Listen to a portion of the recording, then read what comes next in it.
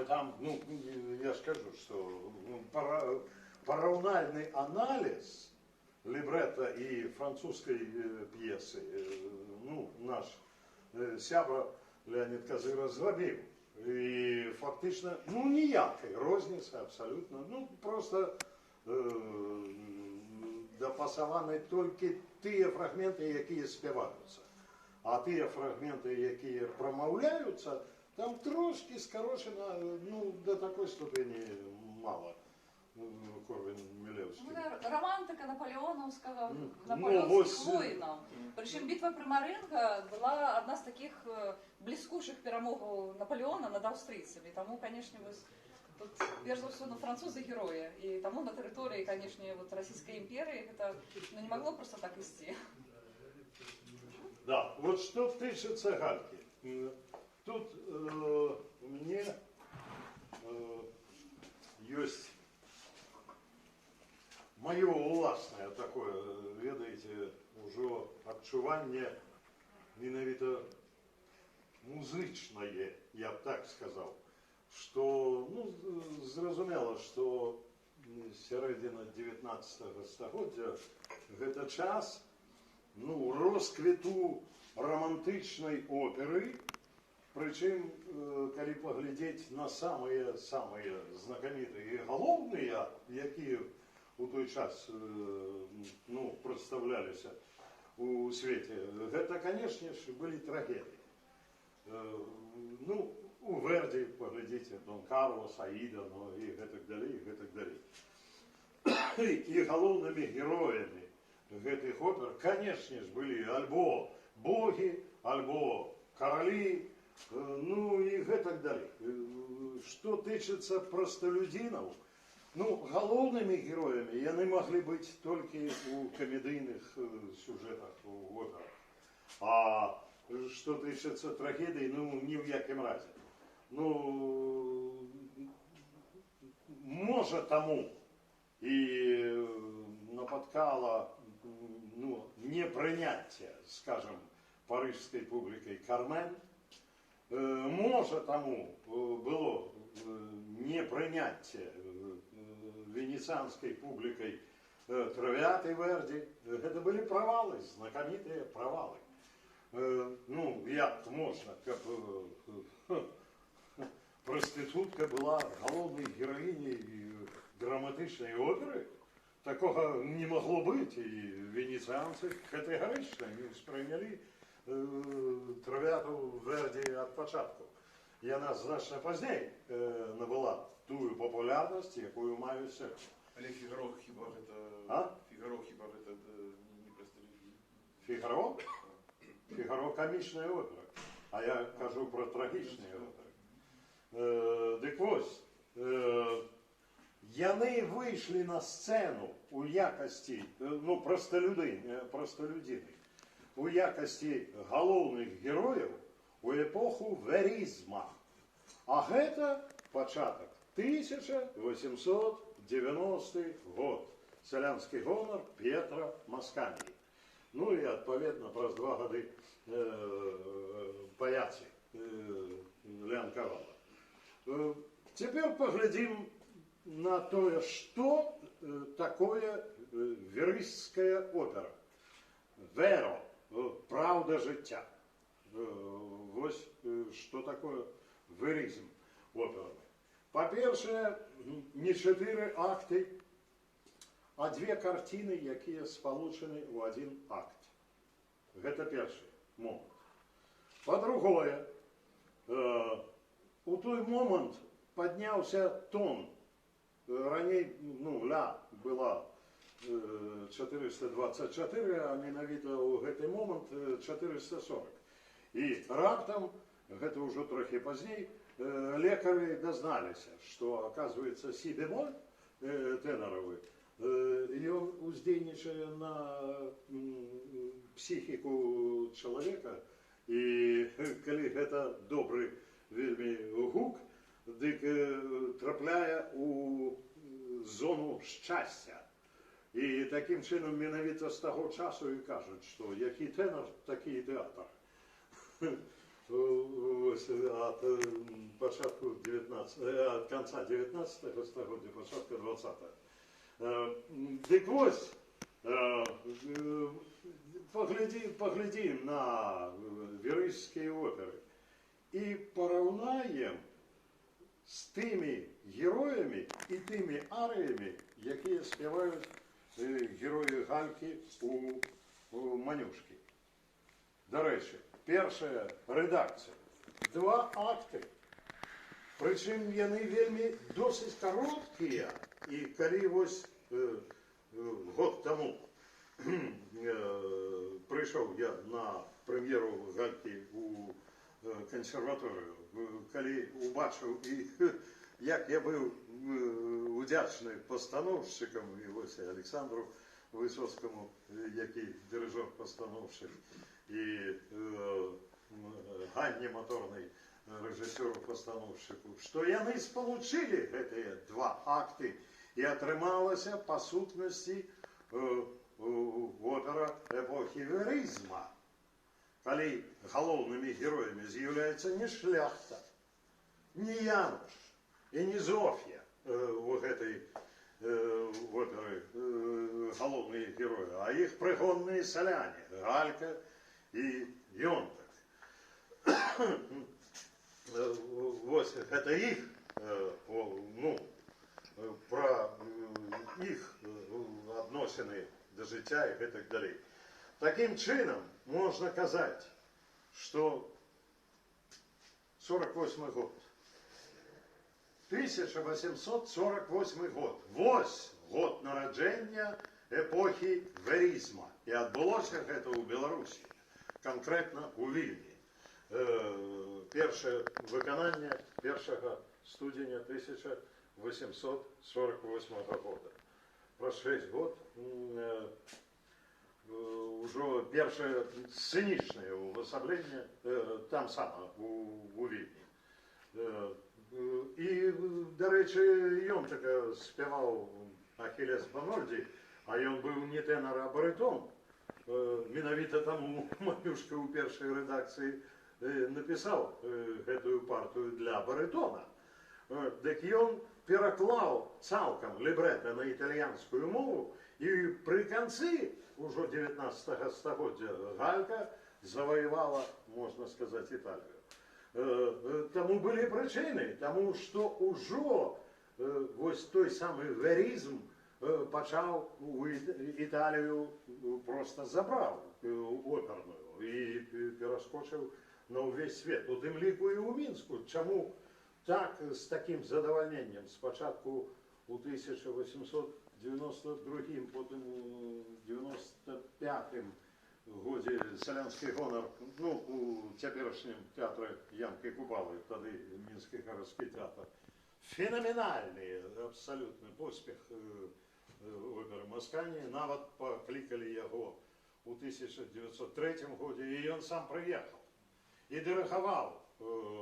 Ну, він був не тільки видатний композитор, а ще й видатний дирижер. Так спочатку симфонічний концерт, а через 2 дні вже власна прем'єра опери відбулася у Мінську. Третя прем'єра, а написано у 1890 році. За 13 років 3 постановки тільки у Мінську відбулося «Селянського гонору».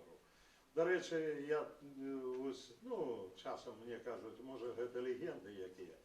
А не далі, як 2 дні тому, мені передали, ну, у електронному вигляді копію видання «Селянського гонору» клавіра, який заховується у нашій національній бібліотеці, італійське видання 1890 року з підписом Маскані, який він зробив у Мінську. Ось так. Так що все це на самій справі і було. Так ось, поглядівши 2-актову Гальку у нас на нашій сцені у консерваторії, до речі, звучало у перекладі лібретто Світлани Миколаївни со сцени видатно. настільки класно, що ось любий, який сидів у залі у той момент, йому вельми так ось було ясно. Ну, навіть і по арфа було легко угадати. Ну, звичайно, буває в оперному театрі тяжко. У нашому випадку було легко почути, що співають і як співають. Ось це про Гальку. Ну, у Варшаві, до речі, подобного роду опери їм не подобалося. На то, як поставити Гальку у Варшаві, пройшло 10 років. У той момент, як ми ж ведаємо, як, хто вивчав творчість Манюшки, той ведає, що його дренно з грошами було усе життя, де коли до його приходили там, позивку брав, віддавай. Він садився за стол, писав, романчик, який там, п'єску, яку віддайте у видавництво. За годину. Сів, написав. І він як Моцарт писав. Одразу. І тому видавали чоловіку гонорар Манюшки у якості, ось треба було віддати гроші. Так ось, і він 10 років писав ще 2 акти. Хто ж в це повірить? Это, наивный только человек. Конечно же, так не было. И я порівнював ось эти 2 редакції. Глядим, а что, ось этого тут нема. Что это? Полонез, ясно. Ось этого нема. Это что? Мазурка, ясно.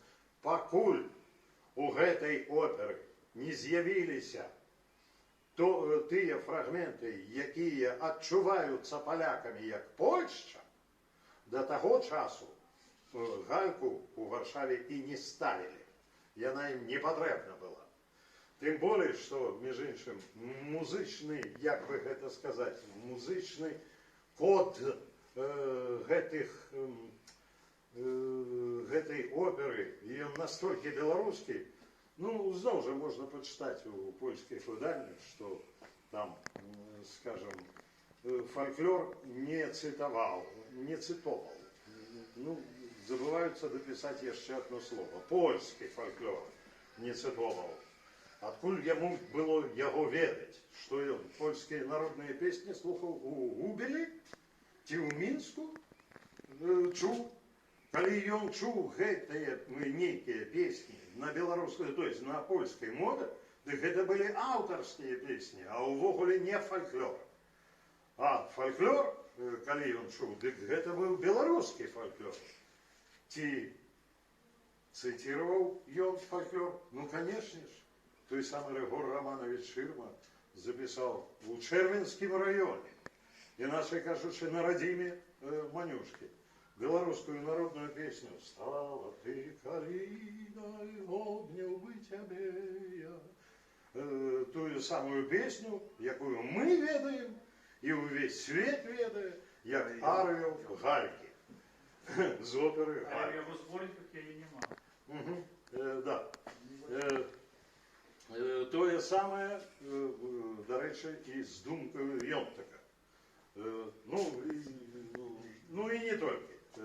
Коротше, він думав тими самими, як би це сказати, генами музичними, які думає кожен білорус. Ось, откуль такий невероятний поспіх Гальки, де б вона не ставилася.